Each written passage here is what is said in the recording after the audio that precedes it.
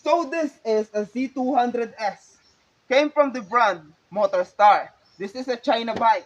At tinagurian din sa Pilipinas na Philippine Ducati. Kasi kinuha ang forma niya sa Panigale V2S ng Ducati brand. Ito ay local Ducati sa Pilipinas kasi yung forma niya talaga ay pan Ducati at isa sa pinakamatibay ang makina na kahit maubusan ng langis sa loob ng 200 kilometers ay okay lang at hindi talaga siya kakatok. Panalo sa tibay yung makina nito.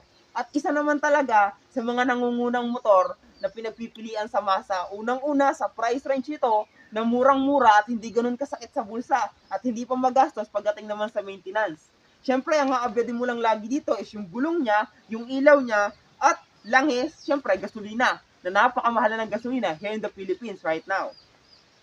Panalo pa rin ang tunog nito kahit ito ay 2016 model at second hand ko na